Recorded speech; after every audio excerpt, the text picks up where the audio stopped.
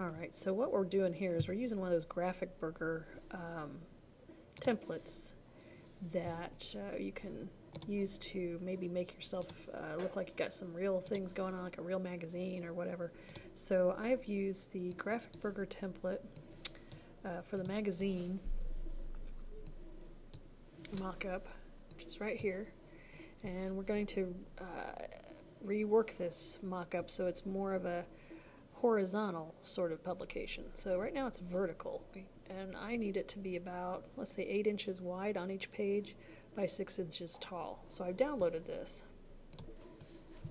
and here it is on my desktop.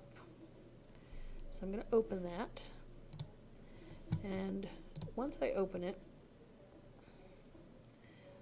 you'll also see my spread that I have, or page that I'm working on. I'm going to go to image size, and I'm going to make sure resample is checked on, and I want to type in 300 pixels per inch for the resolution. Then I hit OK. Now I need to zoom into the upper left corner, pull my 0 down to that corner. I'm going to measure how wide it is from the beginning of the page to the center of the page, which is about 3 inches. Now I'm going to go to my calculator after I do this. Again, I'm looking from 0 to 3. I'm going to go to the calculator. I'm going to take the desired size, which is 8 inches, and I divide it by the finished size, which is 3 inches, and I get 2.66, which is 266%. So I go to image size, I check resample, I turn on my percentages for my width, and I type in the 267. I round it up. So there's 266 rounded up to 267. I hit OK. Now I'm going to, after it's done, I'm going to zoom into the upper left-hand corner again of the page to make sure my 0 margin is set in the corner. So let's let this finish. Alright, there we go. Now we're going to zoom into the upper left-hand corner again, take the 0 margin, pull it down to the corner of the image of the page. We're going to scroll down, so there's our 0. We're going to scroll down and we're going to pull a guide down to the bottom of the page. So this is about 4.09 inches or so. So we're going to use that number, which is our original size. We're going to use that to divide it. So I'm going to, my finished size is 6 inches. So I'm going to get the calculator. I'm going to take 6 inches, divide it by the inches that are there, which is 4.09, and that gives me my percentage of enlargement or reduction. In this case, it's enlarged 146%. So I'm going to go to image size, and I'm going to go to the height, and I'm going to type in 147% because it's rounded up to the next number. So I hit OK. Now this is going to enlarge its height. Once that's done and done processing, I'm going to use my actual image that I created for my magazine spread, but I'm going to go over here and I'm going to click on the layer for that left page, and it tells me to click on that and make the artwork go there. So I'm going to open now my artwork that I'm placing there. So that artwork is my page.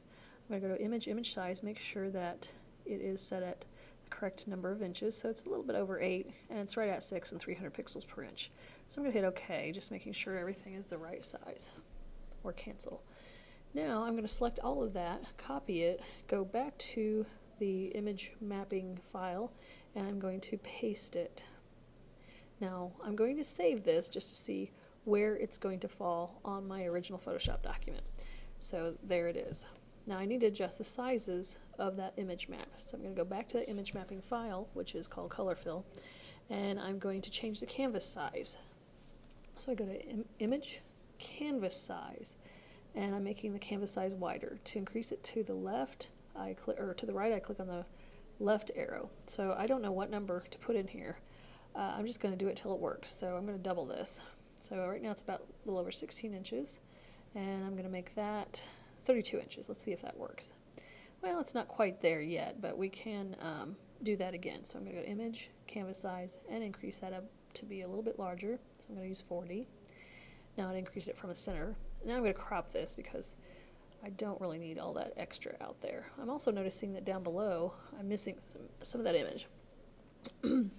Now I could go to Image and Image Size after I save it, and increase its height as far as the canvas size goes.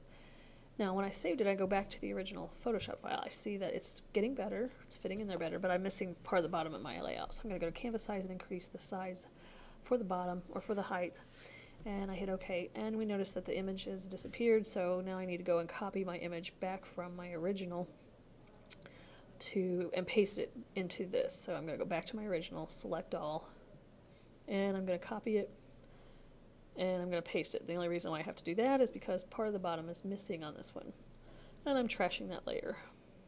So trash the layer on the image that got cut off. So this might happen to you as well. So now I'm going to paste this in here.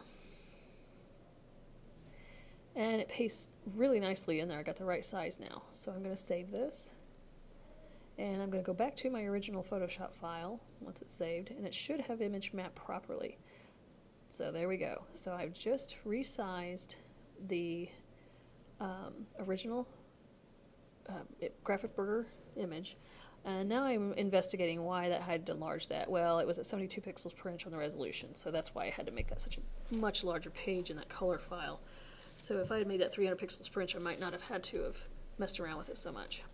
So there you have it.